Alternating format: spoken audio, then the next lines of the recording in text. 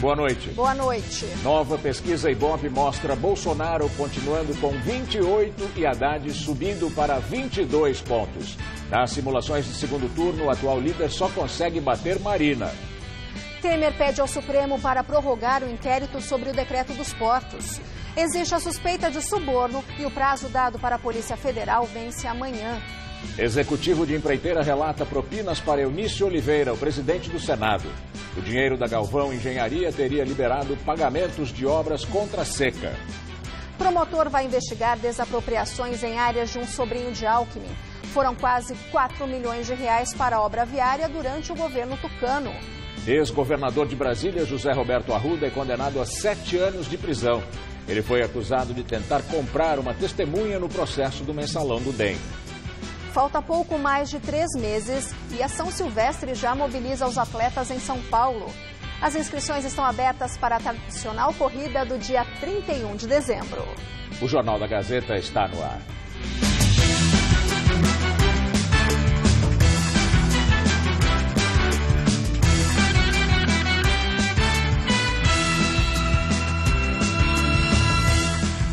Foi divulgada há poucos minutos mais uma pesquisa Ibope para a sucessão presidencial. O candidato Jair Bolsonaro, do PSL, aparece com 28%, mesma porcentagem da última pesquisa Ibope. Fernando Haddad, do PT, cresceu 3 pontos e está em segundo lugar com 22%, seguido de Ciro Gomes, do PDT, que tem 11%, e de Geraldo Alckmin, do PSDB, com 8%. Marina Silva, da Rede, aparece com 5%. Nas simulações de segundo turno, Bolsonaro perde para todos os adversários, exceto Marina Silva, com quem empata. Mais detalhes da pesquisa Ibope ainda nesta edição do Jornal da Gazeta. Ex-dirigente da Galvão Engenharia diz que pagou propina ao presidente do Senado, Eunício Oliveira, do MDB, e a outros 3 políticos do partido. Segundo Jorge Valença, a propina vinha de contratos com o DENOX, o Departamento Nacional de Obras contra a Seca, controlado por indicados de Eunício Oliveira, que é candidato à reeleição.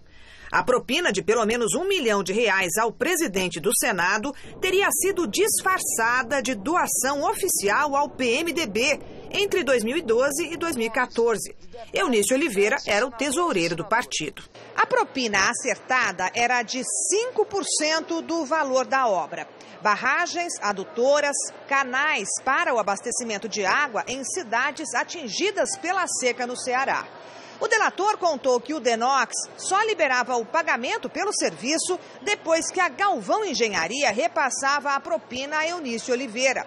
No caso da construção da barragem Figueiredo, a 200 quilômetros de Fortaleza, a empreiteira, sem receber, teria sido orientada pela área financeira do DENOX a procurar o diretório do PMDB. De acordo com o então executivo da Galvão Engenharia, o dinheiro em espécie era repartido, num primeiro momento, com outros 2 políticos do MDB e ex-ministros de Temer.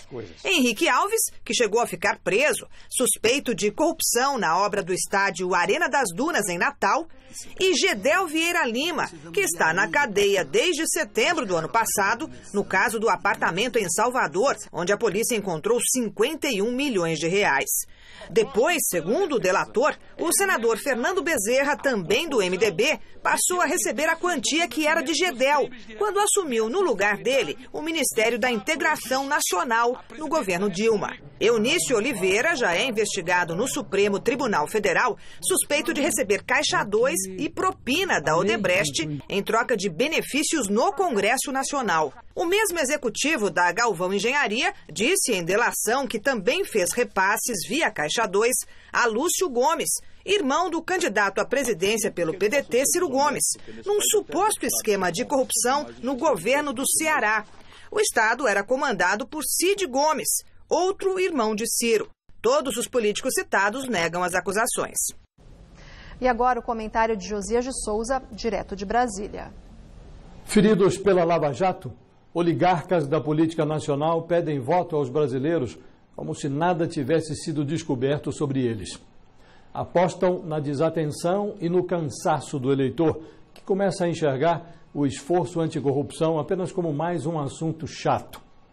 As pesquisas de intenção de voto para o Senado indicam que a estratégia deve funcionar. Réus, denunciados e investigados lideram a disputa pelas 2 vagas de senador em vários estados. Estão na bica de se reeleger, por exemplo, encrencados notórios como Renan Calheiros, Jader Barbalho, Edson Lobão, Eunício Oliveira e Ciro Nogueira. São favoritos à eleição para o Senado investigados do porte de Jacques Wagner e Dilma Rousseff. Há também casos como o do multiprocessado Aécio Neves. Ele foge da disputa pela cadeira de senador, mais difícil, mas ainda concorre com boas chances a um assento na Câmara dos Deputados. O tempo da justiça é diferente do tempo da política.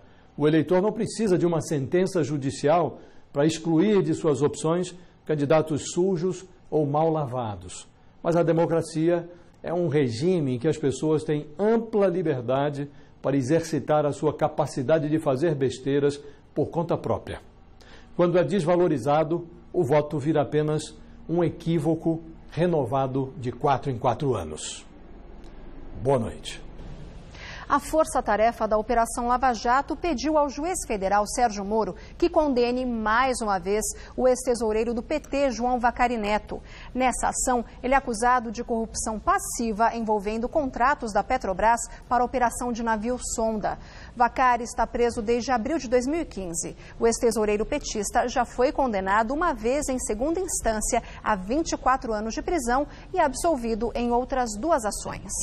Além de Vacari, o Ministério Público também pediu a condenação do ex-gerente da área internacional da Petrobras, Eduardo Musa, do ex-diretor de serviços da estatal, Renato Duque, e do lobista Guilherme de Jesus. O ex-ministro Gedel Vieira Lima deixou hoje o presídio da Papuda e foi escoltado por agentes da Polícia Federal até o Supremo Tribunal Federal. Gedel acompanhou os depoimentos de testemunhas na ação em que é acusado de lavagem de dinheiro e associação criminosa. Esse caso se refere aos 51 milhões de reais encontrados num apartamento em Salvador, ligado ao ex-ministro. Os candidatos à presidência da República mais bem colocados nas últimas pesquisas fizeram campanha hoje em São Paulo, Rio de Janeiro, Alagoas e também no Paraná. Marina Silva, da Rede, esteve em Alagoas. Ela prometeu que, se eleita, não vai privatizar o Banco do Brasil nem a Caixa. Segundo ela, são empresas públicas fundamentais para o país. Afirmou que, num eventual governo, pretende focar em energia limpa e que vai rever as negociações sobre a venda da Eletrobras. A candidata ainda disse que vai discutir pontos da reforma trabalhista aprovada por Temer. De acordo com ela, serão alterados pontos considerados injustos. Ciro Gomes, do PDT, passou o dia no Rio de Janeiro. Ele fez campanha em Madureira, na Zona Norte, e se encontrou com engenheiros da Petrobras. Afirmou que, se eleito, vai tomar como tarefa pessoal combater o narcotráfico e o crime organizado. Ciro disse que desistiu de recriar a CPMF, o imposto do cheque, como era conhecido. O pedetista afirmou que aposta na tributação de lucros, dividendos e heranças, além do corte de desonerações. Ciro voltou a comparar o candidato do PSL a Hitler. Geraldo Alckmin, do PSDB, deu entrevista à Rádio Bandeirantes de manhã e à tarde foi para o Rio de Janeiro. Ao falar da debandada de aliados do Centrão nos estados, ele criticou o sistema político, disse que há regiões com coligações estapafúrdias. O ex-governador voltou a dizer que todos os partidos estão fragilizados e defendeu uma reforma política. O tucano disse que, se eleito, pretende combater o tráfico de armas e de drogas, com o uso de tecnologia e inteligência. Reafirmou ser contra a legalização da maconha. Fernando Haddad, do PT, de manhã visitou Lula, na sede da Polícia Federal em Curitiba. O ex-prefeito paulistano disse que, se eleito, vai ampliar a compra de alimentos orgânicos para a merenda escolar. Afirmou que quer combater a cultura do agrotóxico no Brasil. Questionado sobre o acirramento da disputa com o crescimento de movimentos de direita, disse que o PT sempre cultivou a tolerância. Sem citar nomes, Haddad rebateu críticas à confiabilidade das urnas eletrônicas e o resultado das eleições. Álvaro Dias, do Podemos, fez campanha na região de Perus, na zona norte de São Paulo. Em sexto lugar nas pesquisas, com cerca de 2% de intenção de voto, disse que o momento não é de desânimo. Fez um apelo às mulheres. Disse que a inteligência feminina deve prevalecer. O candidato disse que tem um plano de metas. Prometeu que, se ganhar a eleição, vai regularizar 5 milhões de imóveis no país, em favelas, loteamentos e na área rural. Segundo o boletim médico do Hospital Albert Einstein, a saúde do candidato do PSL à presidência, Jair Bolsonaro, está bem e apresenta aceitação à dieta leve, além de estar sem dor, febre ou sinais de infecção. Hoje, o candidato postou um vídeo em suas redes sociais ao lado do ator Carlos Vereza, em que agradeceu sua visita e o apoio dos eleitores. Mais tarde, deu sua primeira entrevista ao jornalista Augusto Nunes, da Jovem Pan, em que disse que acredita ter sofrido um atentado político. Ele relatou que não viu o agressor e sentiu muita dor, mas só se deu conta da gravidade quando chegou ao hospital e disse que espera a apuração do caso. O Ministério Público abriu hoje uma investigação para apurar se o candidato à presidência, Geraldo Alckmin, do PSDB, assinou decretos com irregularidades que beneficiaram familiares dele. Segundo reportagem do jornal Folha de São Paulo, 2 decretos desapropriaram em 2013 e 2014 terrenos de um sobrinho do ex-governador, Otton César Ribeiro, e também da mulher dele, Juliana Fachada. Na época, o casal recebeu cerca de R$3.800.000 de indenização. A desapropriação foi feita para a construção de uma rodovia em São Roque, a 70 quilômetros da capital. A promotoria deu um prazo de 20 dias para Alckmin apresentar sua defesa. Em nota, a assessoria-geral do Alckmin diz que ele não interferiu no traçado da obra para fazer as desapropriações e que a acusação é descabida e ofende o bom senso. Um imóvel rural que pertence ao ex-presidente Lula tem documentação registrada em nome de uma pessoa desconhecida. A informação é do jornal O Estado de São Paulo.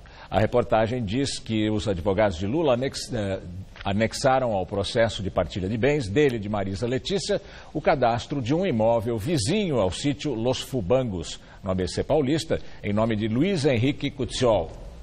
A defesa de Lula não soube explicar por que isso foi feito e nem quem é a pessoa que consta no registro do imóvel. Ao Jornal da Gazeta, o advogado de Cutiol informou que o imóvel era do pai dele e foi vendido em 2002. Disse ainda que no processo de partilha de bens não há menção ao nome de Luiz Henrique Cutiol. Já a Prefeitura de São Bernardo do Campo esclarece que os dados cadastrais do proprietário são sigilosos. Vamos ver como foi o dia de campanha dos candidatos ao governo de São Paulo mais bem colocados nas pesquisas. João Dória, do PSDB, foi à zona leste da capital e em Carapicuíba, na região metropolitana. O tucano prometeu implementar o trem padrão metrô nas linhas da CPTM. O candidato ainda prometeu que vai buscar verbas federais para a reforma do Hospital Municipal de Hermelino Matarazzo. Luiz Marinho, do PT, fez campanha em Osasco, na região metropolitana. O petista criticou os pedágios nas estradas. Disse que são os mais caros do mundo e que, se eleito, vai reavaliar cada contrato. O ex-prefeito de São Bernardo disse ainda que a meta é ajudar o jovem a arrumar emprego através da cultura e do esporte. Márcio França, do PSB, esteve em Iperó, no interior do estado, e fez campanha ainda na capital. Disse que todas as crianças do ensino infantil terão uniforme de graça. Afirmou que, se ganhar um novo mandato, pretende expandir o projeto Costurando o Futuro, que capacita e remunera moradores para a produção de uniformes. Paulo Scaff, do MDB, visitou a sede do Sindicato dos Engenheiros no centro da capital. Afirmou que, se vencer a eleição, vai terminar obras de infraestrutura paradas no estado. E voltou a negar o uso de Caixa 2 em sua campanha em 2014. O MDBista foi acusado de usar dinheiro não contabilizado da Odebrecht. Professora Lisete, do PSOL, participou de evento na Faculdade de Direito da USP, no Largo São Francisco, no centro da capital. A candidata prometeu que, se eleita, vai destinar imóveis vazios à população em situação de rua. Ela disse que a equipe dela já está fazendo um levantamento dos locais que estão abandonados. O presidente Michel Temer viajou para Nova York, onde participa da Assembleia Geral da ONU. O ministro Dias Toffoli, do Supremo Tribunal Federal, ocupa interinamente a cadeira de presidente da República, na ausência do titular.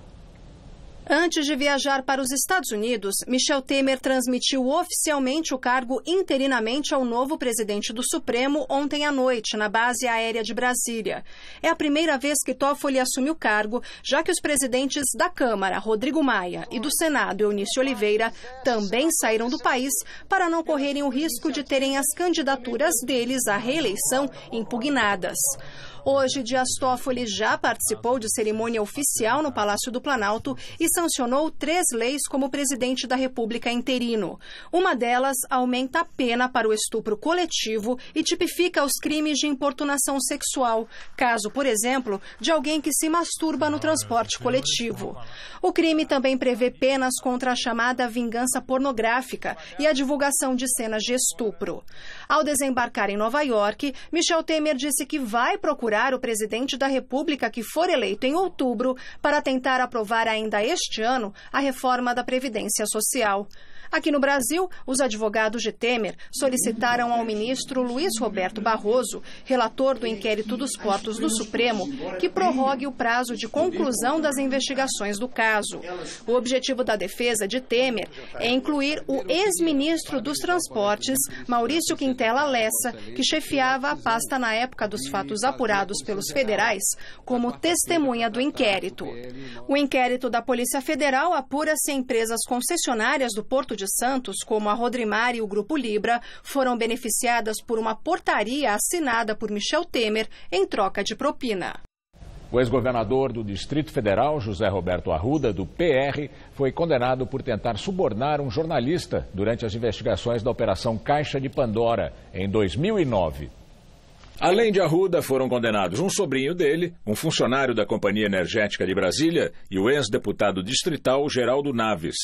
A Operação Caixa de Pandora da Polícia Federal, lançada em 2009, revelou um esquema de corrupção conhecido como Mensalão do DEM, que envolvia a compra de apoio na Câmara dos Deputados do Distrito Federal pelo governo Arruda. Na época, segundo a Justiça, os réus tentaram subornar o jornalista Edmilson Edson dos Santos, conhecido como Edson Sombra, para que ele mentisse em depoimento.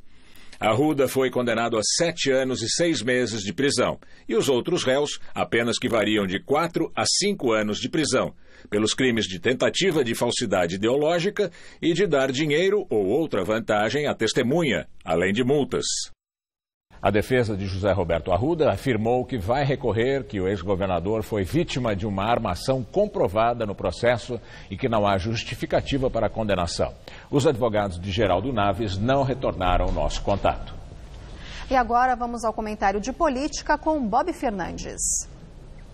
Paulo Guedes, hipotético ministro da Fazenda no governo Bolsonaro, adiantou, recriaria a CPMF e se teria imposto de 20% para todos não isentos. Assim, bilionários e assalariados teriam a mesma taxação. CPMF. Em 2007, Bolsonaro votou contra, dizendo ser cubanização. Agora pegou muito mal. Bolsonaro interrompeu o resguardo para dizer que Guedes não teria dito o dito. E para fazer foto-oportunidade com Guedes vendendo estabilidade na parceria, no casamento.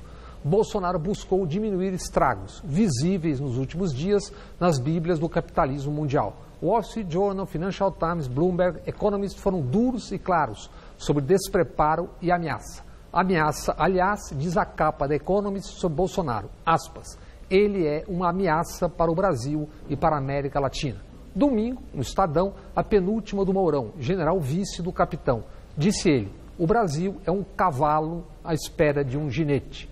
Ainda no hospital, Bolsonaro lançou suspeita. Ou ele ganha a eleição ou terá sido fraude. Mourão já admitiu hipótese de teor assemelhado. Falou em autogolpe dado pelo presidente com apoio das Forças Armadas. O mesmo Mourão sugeriu uma constituinte feita só por notáveis escolhidos pelo presidente, não pelos eleitores. Há meses, Bolsonaro expôs uma de suas ideias, enfiar mais 10 ministros no Supremo. O presidente indica ministros do Supremo. Tem quem só agora se espante e se mobilize. Estavam desatentos. O fascismo é uma construção. Começa pelas palavras, avança quando há meio ambiente propício, não só porque um líder deseja. Isso sempre esteve aí e há tempos saiu novamente das tocas.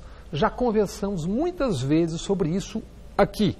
14 de março de 2013, há 5 anos e meio, meses antes das ruas de junho, título do comentário nesse espaço. Bolsonaro é uma semente do fascismo. A semente desabrochou. Boa noite.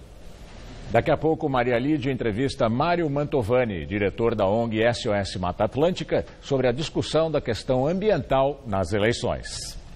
Terminou o prazo para a conclusão das obras de um muro que desabou há mais de um ano em uma rua do Bexiga, região central de São Paulo. No entanto, a Prefeitura ainda não deu uma nova data para o fim dos trabalhos. O trecho da rua Almirante Marques Leão, no Bexiga, onde o muro desmoronou em maio do ano passado, continua interditado e os moradores aguardam pacientemente o fim das obras. 1 ano e 5 meses, né? Demorou, tá demorando, né? A placa mostra que a obra emergencial de recuperação do muro de contenção começou no dia 23 de março deste ano e deveria ficar pronta em 180 dias corridos, ou seja, o prazo terminou ontem, dia 23 de setembro. Mas olhando assim, a gente vê que tem trabalho pela frente. Os operários retiram parte do entulho e os andaimes de ferro ainda estão por todo o muro.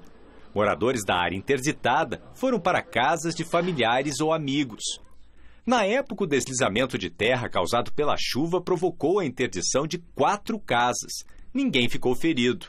Apesar da área estar em terreno particular, o Ministério Público de São Paulo identificou que parte da responsabilidade é da Prefeitura. A Secretaria Municipal de Infraestrutura Urbana e Obras disse que a parte estrutural já foi concluída e os trabalhos no muro e na calçada estão sendo finalizados. Após a conclusão, a Subprefeitura da Sé fará uma nova vistoria e avaliação. Mas a pasta não informou um novo prazo para a entrega da obra. Num vídeo enviado por um morador da região da Avenida Brigadeiro Luiz Antônio, uma moradora de rua tem os pertences levados pela prefeitura enquanto pede para que não continuem com a ação. A cena aconteceu 2 vezes na mesma semana e causou o estranhamento de quem mora e trabalha na região. Manhã de terça-feira, 18 de setembro. Um caminhão está estacionado na Avenida Brigadeiro Luiz Antônio, em frente a um supermercado e ao prédio do Ministério Público Federal. Agentes com coletes da Prefeitura de São Paulo recolhem objetos de uma moradora de rua. A Guarda Metropolitana acompanha. A mulher grita e pede ajuda. Alguns dias depois, o caminhão volta para o mesmo local em uma nova ação de limpeza. Desta vez, quem filma narra o que está acontecendo. 8 laranjinhas e mais Guarda Metropolitana, um carro, contra uma senhora que vive na rua ali há muitos anos, desesperada porque estão pegando seus pertences. Por medo de represálias, o homem que fez as imagens preferiu não ter o nome divulgado. Ele diz que estava trabalhando na região na semana passada, quando os gritos da mulher chamaram a atenção. Causa sofrimento aos envolvidos, causa transtorno à população, não resolve nada, só atrapalha. A moradora de rua que foi filmada continua aqui na região. Ela está dentro daquela barraca. Eu tentei uma aproximação, mas ela recusou a reportagem. O companheiro dela nos contou que nas últimas semanas a prefeitura fez esse trabalho de remoção dos pertences deles 3 vezes. Levaram tudo. Roupa, mochila, o RG. Paulo diz que tem 76 anos e que mora com a mulher há cerca de 2 anos nesta calçada e que não gosta dos abrigos municipais. Ele conta que vive de doações e da reciclagem de latas e papelão. A barraca onde os 2 dormem não foi levada. Uma portaria de maio do ano passado estabeleceu regras para o trabalho de zeladoria onde há população de rua. O texto garante o direito à propriedade de bens pessoais, de trabalho e de sobrevivência dessas pessoas e que as ações devem ser precedidas do contato de funcionários da Secretaria de Assistência Social. Edelberto é chaveiro em uma banca que fica ao lado da barraca dos moradores. Ele diz que sempre há um grande acúmulo de papelão no local, mas que eles já estão acostumados com a presença. Olha, eu nunca vi ela incomodar ninguém. A gente já acostumou com ela. Já é nossa vizinha. Em nota, a Subprefeitura da Sé disse que faz essa ação de zeladoria diariamente na região e que foi retirado apenas lixo acumulado. Os demais itens, como documentos e cobertores, foram preservados. Sobre a moradora mostrada no vídeo, a Secretaria Municipal de Assistência e Desenvolvimento Social informou que já ofereceu acolhimento a ela, mas que ela se recusa. O O Grupo de Ações Táticas Especiais da Polícia Militar do Estado de São Paulo vai completar 3 décadas no fim do ano. É responsável por situações mais críticas, como a negociação para libertar reféns. E hoje conta com 30 milhões de reais em equipamentos e 1,5 milhão de reais de custeio por ano, sem contar os salários dos policiais. Negociar com um suspeito que ameaça alguém com uma arma. Não, eu tenho que estar seguro, senão não tem como, senão eu vou descer, eu tô vendo a sua outra mão. Agir com técnica e precisão para salvar a vida de um refém. Identificar, recolher e neutralizar explosivos com segurança. Além de riscos às vítimas e a pessoas que moram, trabalham ou passam por locais onde acontecem ações criminosas como essas, em São Paulo, ocorrências dessa natureza têm outra característica em comum. Elas são atendidas por policiais de uma tropa de elite da PM, o GAT, Grupo de Ações Táticas Especiais, que neste ano completa 30 anos de atividades. São 146 policiais divididos em equipe tática, arrombadores, negociadores, atiradores de precisão, especialistas em explosivos e chefia da unidade. A farda e os equipamentos são diferentes dos usados por PMs convencionais e as missões também. Um treinamento que o capacita para atuar em um evento crítico, que demanda uma postura não rotineira por parte da instituição. Simulações como esta, em que uma ação feita recentemente pela equipe tática no interior do estado é repetida, ajudam a aprimorar o trabalho. Fica calmo, Cláudio. A gente vai tirar você daqui de maneira bastante segura, garantindo sua integridade, Cláudio. Não me leva mal, senhor. Não vou me entregar. Os snipers, atiradores de precisão do grupo, também se dedicam diariamente para, caso necessário, sempre terem sucesso, como neste disparo. Ao todo aí que a gente tem, a conta são 5 disparos. Em 30 anos? Em 30 anos. O GAT, ele foi criado e ele treina para salvar vidas, né? Então a alternativa tática, a terceira alternativa e a alternativa de invasão, que é a quarta alternativa, realmente a gente deixa para uma condição extrema, né? O GAT já atendeu quase 11 mil chamados de suspeita de explosivos. Em mais de 3 mil haviam artefatos com carga. Um trabalho para o esquadrão antibombas. O traje de R$ 85 mil e cerca de 45 quilos protege o especialista na aproximação do local onde está o pacote suspeito. O robô israelense, com 6 câmeras e controlado à distância, remove o possível artefato. Alguns policiais já foram feridos em ação e, em 2006, um sargento morreu ao periciar um explosivo.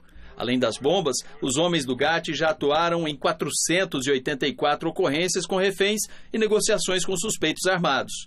Depois do FBI, quem mais atua em ocorrências com refém no mundo é o GAT de São Paulo. Em protocolo internacional, quando acontece uma ocorrência de refém, em média, eles calculam que 25% é normal perda de vidas humanas. Hoje a gente busca um resultado aceitável acima dos 90%. Os gastos dos brasileiros em viagens ao exterior caíram em agosto pelo 3º mês seguido. O Banco Central informou que o valor de 1,382 bilhão de dólares representa um recuo de quase 21% na comparação com agosto de 2017. A queda das despesas no exterior acontece devido à alta do dólar. Em agosto deste ano, a moeda americana terminou cotada a R$ 4,07. Em agosto de 2017, o dólar valia R$ 3,15. Vamos ao comentário de economia com Denise Campos de Toledo.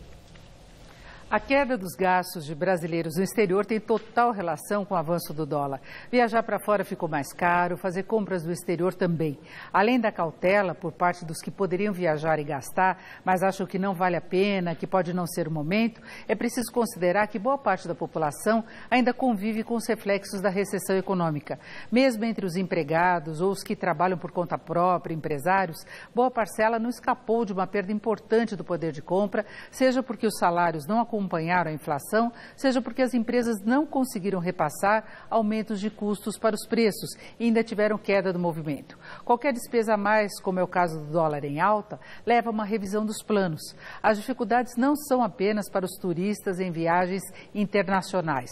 Na área empresarial, a situação também não é fácil. Até se pode imaginar que as empresas exportadoras sejam muito favorecidas pelo avanço do dólar e, de fato, podem ganhar competitividade, mas boa parcela delas tem custos custos em dólares, pela compra de insumos, matérias-primas, componentes importados ou através do endividamento. Não vamos esquecer que o Brasil ainda tem juros entre os mais altos do mundo, o que leva à busca pelo crédito externo.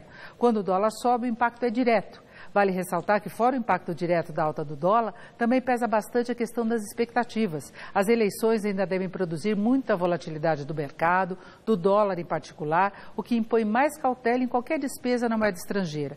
Hoje mesmo tivemos de novo o dólar pressionado no aguardo da divulgação da nova pesquisa eleitoral. Só isso já provoca movimentos defensivos, especulativos do mercado, que mexem muito com o dólar e de uma hora para outra alteram a cotação, além da influência do mercado externo, por fatores como o risco de alta dos juros nos Estados Unidos, da guerra comercial e até da alta do petróleo. Hoje, o dólar foi a quase R$ 4,09.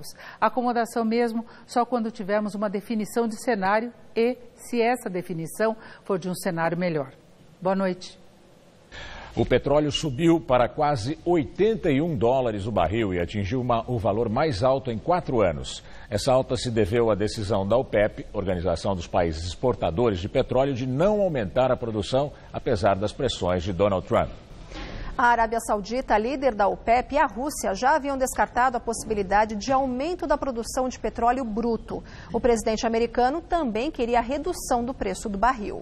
O Banco Central divulgou hoje o boletim Focus, em que especialistas do mercado projetaram mais inflação para este ano e alta menor do PIB. A expectativa de inflação para 2018 passou de 4,09% para 4,28%. A previsão de alta do PIB deste ano recuou de 1,36% para 1,35%.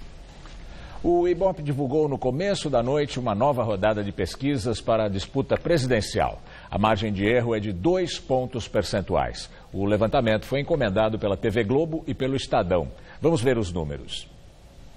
Jair Bolsonaro, do PSL, tinha 28% na terça-feira passada e manteve o índice agora. Fernando Haddad, do PT, subiu 3 pontos percentuais, tinha 19% e hoje registrou 22%. Ciro Gomes, do PDT, tinha 11% e agora manteve o índice. Geraldo Alckmin, do PSDB, aparecia com 7% e subiu 1 ponto. Hoje tem 8%. Marina Silva, da Rede, tinha 6% no levantamento anterior e agora caiu 1 ponto. Aparece com 5%. João Amoedo, do Novo, tinha 2% e agora aparece com 3%. Álvaro Dias, do Podemos, manteve os 2%. Henrique Meirelles, do MDB, também manteve os 2%. Branco e nulos eram 14% e hoje 12%. Não sabe, não respondeu eram 7% e agora 6%. Nas simulações de segundo turno, Bolsonaro do PSL perde para todos os adversários, com exceção de Marina Silva, da Rede, com quem o candidato do PSL empata.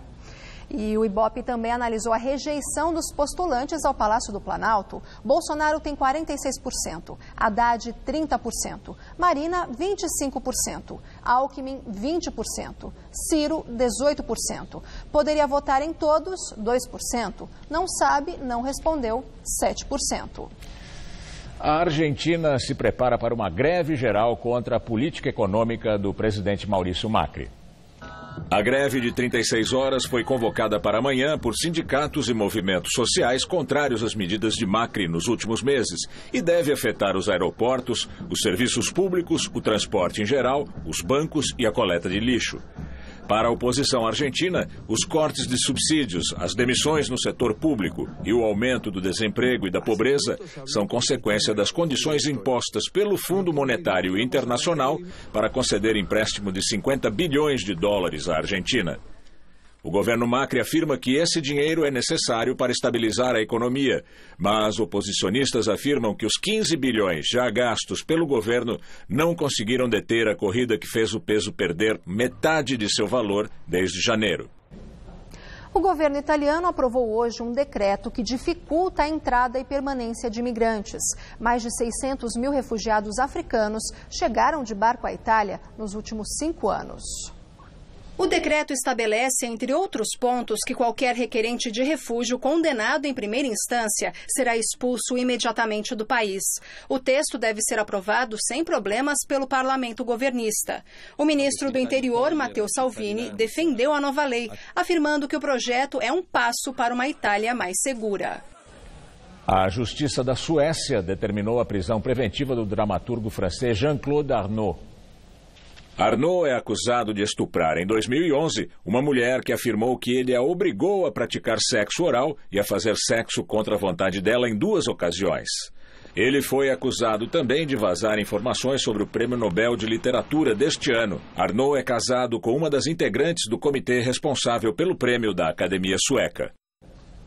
A cidade de São Paulo tem mais de 6 mil cruzamentos com semáforos, mas apenas 33 vias fazem parte do programa Pedestre Seguro, que visa ampliar o tempo de travessia para os pedestres. Hoje, a Prefeitura anunciou a inclusão de 12 novos endereços. Este é o cruzamento da rua Deputado João Bravo Caldeira com a movimentada Avenida dos Bandeirantes, na zona sul de São Paulo. E quem precisa atravessar as 2 pistas neste trecho encontra muita dificuldade. A prefeitura até aumentou o tempo do semáforo para os pedestres, mas nem todo mundo percebeu a diferença. Ele fica preocupado, porque é muito pouco tempo para você passar aqui. Demora muito para você passar e quando você passa você tem poucos segundos. Entre os motoristas, a medida gera polêmica. Tem que respeitar o pedestre, mas numa avenida dessa importante, que interliga as rodovias, fazer isso e, se você for ver, não tem tanta presença de pedestre aqui, né?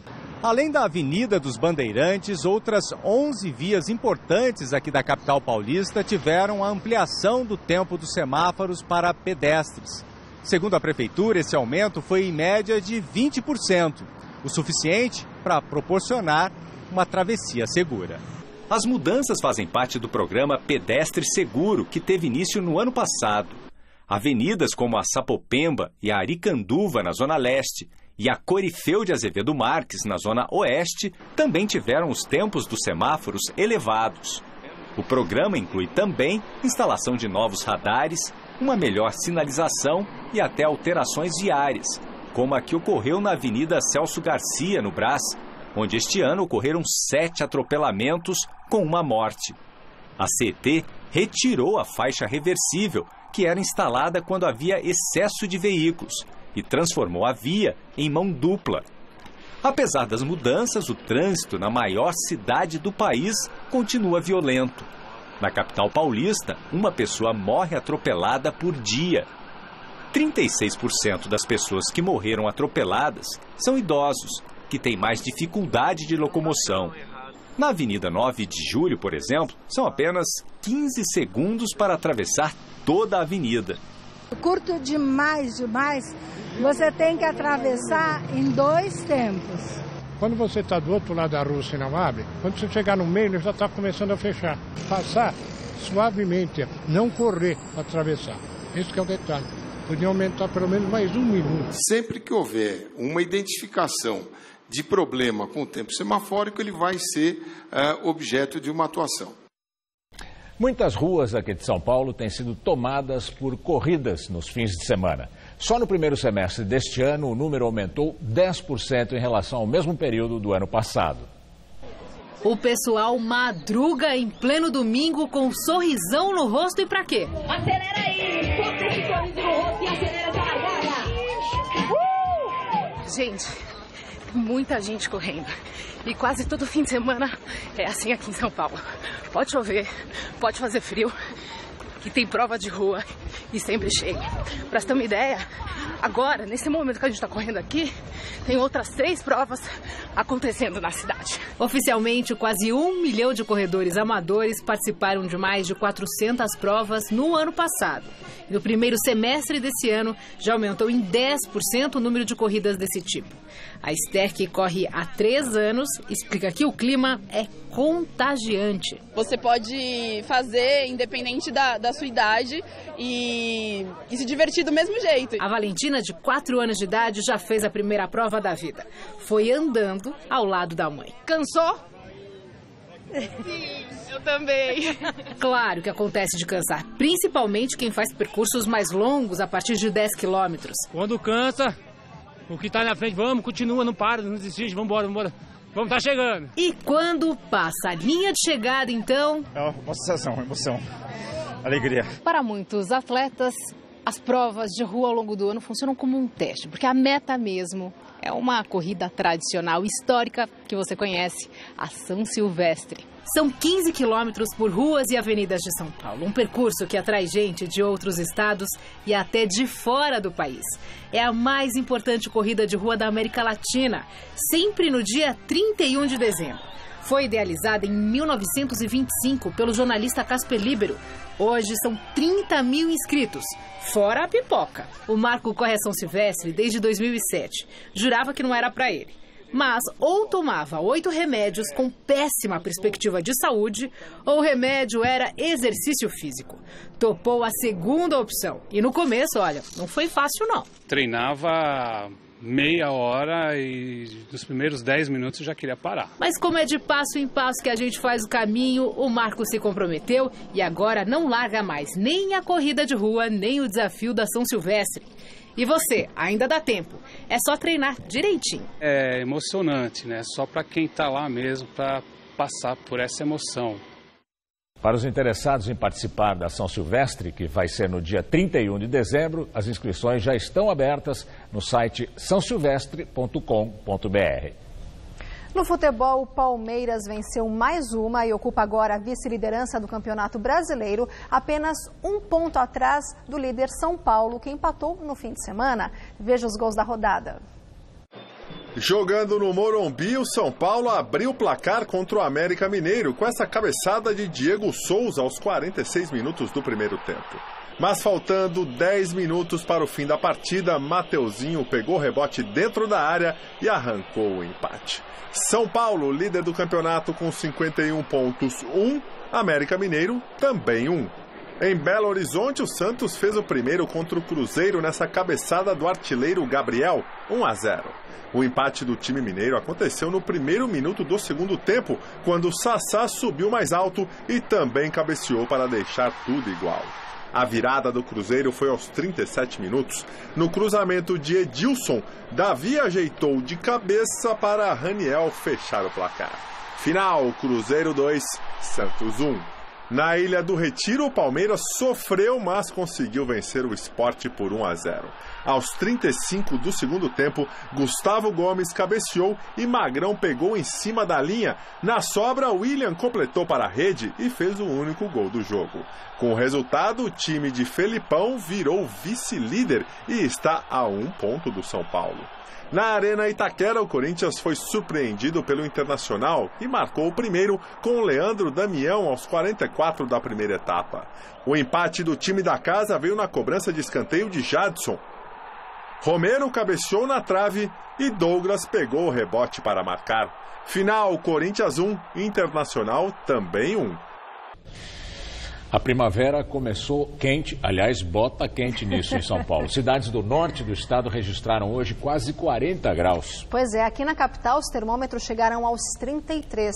Então vamos ver com Mariana Armentano se o tempo continua assim.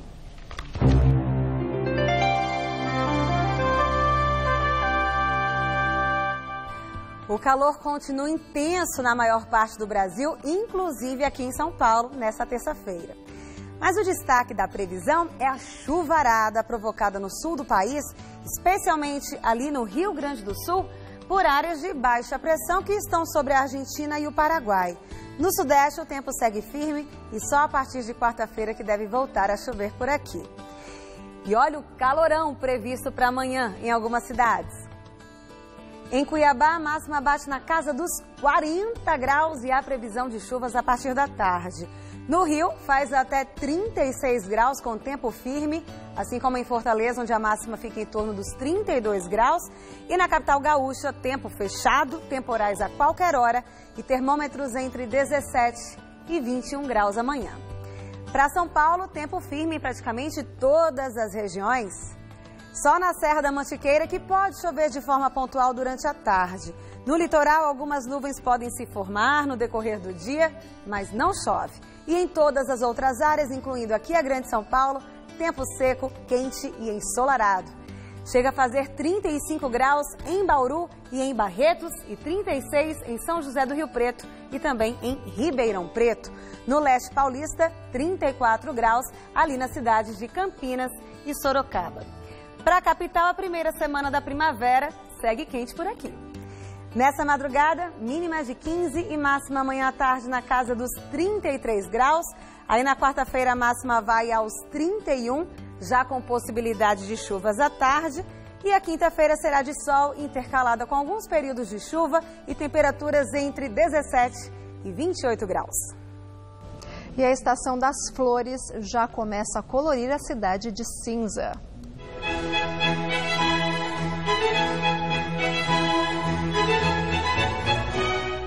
A natureza estendeu o tapete amarelo. É um glamour, vai ter ruas sisudas e monocromáticas assim, alegres, cheias de cor, pintadas naturalmente.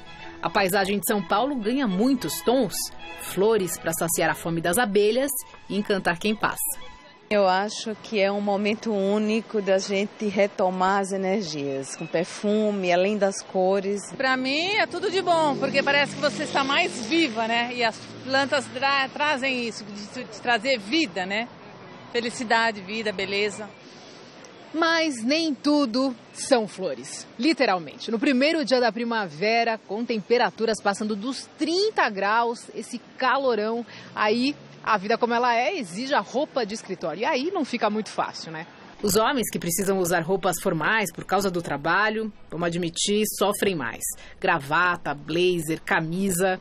Prefiro mais o inverno e tá sendo meio castigado esse tempo. Bem abafado, mas não tem outro jeito, né? A gente não tem escolha, tem que ser assim.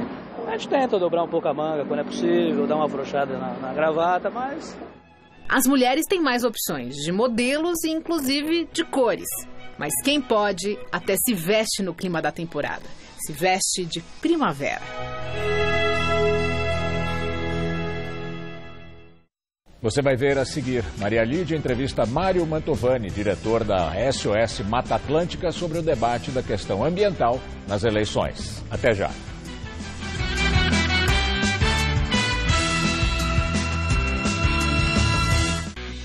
Uma equipe competente, sempre pronta para levar até você as últimas notícias do país.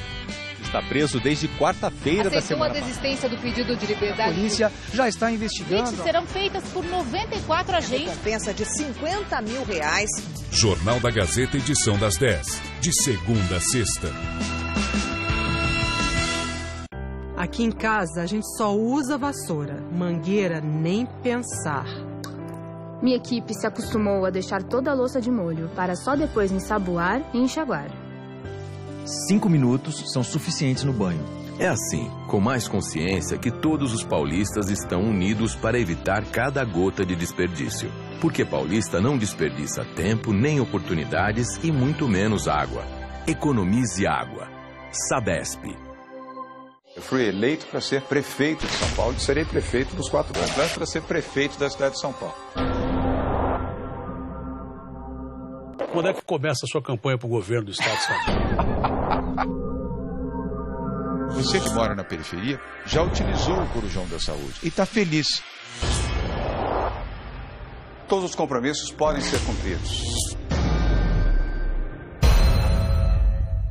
Você é um possível candidato ao governo de São Paulo? Não. Pronto. Nossa, sua pele tá ótima. Já sei. Tá apaixonada, né? Tô. Por 2. Por 2? Pelo creme, pelas cápsulas do novo Make-up Rejuvenescedor. O creme com nanotecnologia possui Q10 e efeito tensor. Já as cápsulas estimulam a produção de colágeno, ajudando na firmeza da pele. Novo Make-up Rejuvenescedor. Carinho em dobro para sua pele.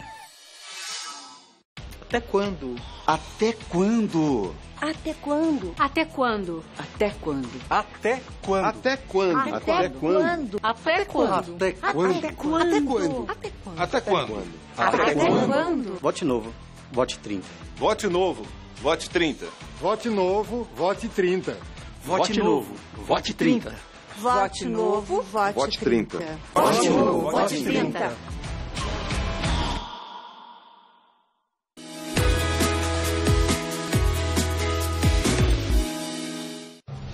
Na última eleição, fui eleito deputado federal por Limeira e região. Todo mundo sabia da minha simplicidade, mas pouca gente sabia que eu seria considerado o melhor parlamentar do Congresso Nacional em 2017. Política séria é assim. Como deputado, nunca faltei um único dia de trabalho no Congresso Nacional. Meu gabinete foi o primeiro e único certificado com sistema de gestão da qualidade ISO 9001. Na política, é possível sim fazer e fazer bem feito. Tá a fim de escrever a sua própria história? Que tal dirigir a sua própria vida? Então corre pra cá, que a sua hora chegou. Bem-vindo ao Universo Casper, um lugar certo para você pensar, criar e questionar. Na Casper, razão e emoção se unem para fazer diferente, fazer melhor. E você, aceita o desafio? Tem muita coisa nova te esperando por aqui. Faculdade Casper Líbero, Vestibular 2019. Paixão por comunicação. A região de São José dos Campos precisa ter um deputado estadual presente no dia a dia da cidade, diferente daqueles que aparecem somente a cada 4 anos. Meu nome é Cristiano e meu número é 90699. Olá, moradores. Meu nome é Mônica Berbel. Vamos juntos transformar as periferias? O meu número é 90777. De Itaquera, Zona Leste, para o mundo.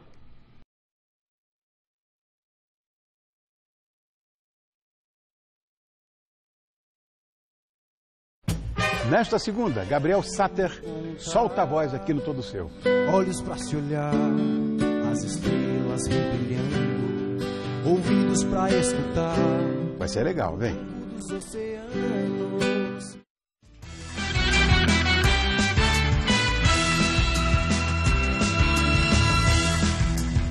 Na entrevista do dia com Maria Lídia Flandoli, a questão ambiental nas eleições 2018. A entrevista foi gravada. Entrevisto Mário Mantovani, diretor de políticas públicas da SOS Mata Atlântica. Agradeço muito sua presença. Nesse ano eleitoral, nós estamos assim, tendo a oportunidade de conhecer um pouco mais dos candidatos. E eu quero saber o quanto eles revelam ter incorporado um conceito que a questão ambiental tem uma ligação fundamental e direta com a qualidade de vida de todos e é parte dos direitos humanos. Candidatos incorporaram esse conceito? Olha, nós fizemos uma avaliação, Maria Lídia, de praticamente todos os candidatos, buscando no programa, buscando inclusive associação com temas que pudesse, por exemplo, saneamento, que o candidato não relaciona com o meio ambiente. Uma coisa impressionante. Então fala de saúde, o candidato diz, olha, eu vou construir posto de saúde, hospitais, essa coisa toda, mas ele não relaciona que, por exemplo, se tratar um rio, tirar esgoto do rio, você diminui 70% das doenças nos hospitais e nos postos de saúde. Então não é essa relação direta. Quando tem uma relação direta, nós percebemos assim, muito dos clichês, daquela coisa de dizer é importante o meio ambiente ajuda... É o verde. É o verde, né? Aquela coisa genérica. Você, lógico, tem coisas como a Marina Silva, que foi ministra de meio ambiente, tem um conteúdo maior, vivenciou as questões da Amazônia, tem questões muito sérias no Brasil. Nós vimos, por exemplo, no Ciro Gomes, um empenho maior nos temas de meio ambiente. Faltou um pouco na questão do Geraldo Alckmin e depois isso se diluiu, vamos dizer, nas campanhas, naqueles mesmos lugares de sempre. Então, eu acho que assim, perder a chance que o Brasil tem agora é muito ruim, porque o Brasil tem compromissos internacionais. Nós vimos o que aconteceu com o Trump, por exemplo, de sair do Acordo de Paris e estamos vendo alguns candidatos dizendo que vai sair do Acordo de Paris. Olha, uma coisa é os Estados Unidos falar isso. E mesmo assim lá não colou, porque os governos subnacionais, como o da Califórnia, vários outros estados dos Estados Unidos, mantiveram o Acordo de Paris e foram além. Então, não é uma questão se o presidente quiser ou não. O Brasil fez isso, assinou, aprovou no Congresso Nacional, foi o primeiro país que assinou o Acordo de Paris. Então, não dá para falar assim, eu vou sair sem responsabilidade. É um compromisso, né? Agora, além desse lado que você destacou, do distanciamento que os candidatos mostram, né, sobre valores que envolvem a questão ambiental, que tem a ver com a vida de todo mundo, tem uma outra, porque tem uma leva de gente que entende que a questão ambiental é antieconômica, que a questão ambiental é uma trava para investimentos, para progresso, para avanço no país. Então, eu quero ouvi-lo também sobre isso, se candidatos em relação a esse conceito, se eles se mostram contra, se opõem ou se são omissos. Eu acho que é uma miopia de quem fala isso, Maria Lídia. O que a gente percebe? Fala, né? Muita gente fala. Fala porque, por exemplo, a bancada ruralista começou a dizer isso e ela que mais depende disso. O que acontece? O tema ambiental é um tema universal, né? Nós estamos falando de um tema que não tem mais volta. Nós começamos a ver as grandes conferências. O Brasil, que nos anos 70 dizia, nós queremos o desenvolvimento, o lugar da pobreza, aquela coisa toda. Isso passou, em 92 nós ganhamos destaque mundial e hoje somos uma potência ambiental. Isso nós temos que associar às questões ambientais. Por exemplo, por que o licenciamento é ruim e trava? Porque não tem estrutura, você tem um técnico para analisar dezenas de projetos. E outra, o licenciamento ambiental chegou no momento dos escândalos dos grandes projetos. O que é que faz o licenciamento ambiental? É o único controle social, não tem nenhum outro instrumento no Brasil que faça isso. Lógico, todos aqueles que têm acordo com atraso querem acabar com isso. Não é que é uma trava, é um controle social. E depois a gente vê uma coisa assim, Maria Lídia. Hoje o mundo está buscando certificações. Você tem para o turismo, você tem para os produtos. Não tem mais papel no mundo se não tiver o selo do FSC. Não tem mais quem compre carne no mundo se não for de certificação de origem. Então, não existe mais no mercado internacional a certificação de origem. Eu fico pensando quando os ruralistas dizem que atrasa. Primeiro, não tem nenhum controle na agricultura. O segundo ponto é o seguinte... acho que nós continuamos um país de commodity. Nós estamos falando de 100 bilhões que entram, que ingressam no país, sem pagar imposto de exportação, pela Lei Candir. E esse pessoal não consegue pensar o seguinte, o Brasil tinha que vender a soja, do mesmo valor da commodity, com a seguinte questão. Compra a soja do Brasil, você está protegendo 80% da floresta da Amazônia. Compra a soja do Brasil, você está protegendo rios. Agora eu quero rapidamente, no pouco tempo que dispomos, que destaque qual é o grande desafio em relação à questão ambiental do presidente que deverá ser eleito em outubro. Primeiro, acabar com o desmatamento na Amazônia. Esse é o nosso grande ativo. Segundo, saneamento. Nós precisamos, não tem sentido mais no Brasil ter rios com esgoto. Fim dos rios com esgoto. Não tem sentido, é para a saúde e para tudo. E um terceiro ponto, a gente é levar a sério a questão do clima com restauração florestal. Tem tantas áreas abandonadas. O Brasil é uma potência ambiental. É isso que tem que ser entendido. E o licenciamento é uma coisa que pode se resolver simplesmente melhorando a atuação dos órgãos ambientais. E eu agradeço muito sua entrevista. Obrigado. Uma boa noite. Obrigada. Obrigado. Por causa da lei da ficha limpa, 174 candidatos não vão poder disputar as eleições no mês que vem, entre eles o ex-presidente Lula. A Justiça Eleitoral também rejeitou o registro de 1.849 candidatos. Entre os motivos está a não comprovação do pleno exercício dos direitos políticos. Do total de candidatos, 13 disputam a presidência da República, 202 concorrem ao governo dos estados, 8.595 à Câmara dos Deputados e 358 tentam uma vaga ao Senado. As assembleias têm 17.950 candidatos. O PSL foi o partido que lançou o maior número de candidaturas. O Jornal da Gazeta termina aqui. A edição de hoje pode ser vista no site do Jornal da Gazeta. Uma ótima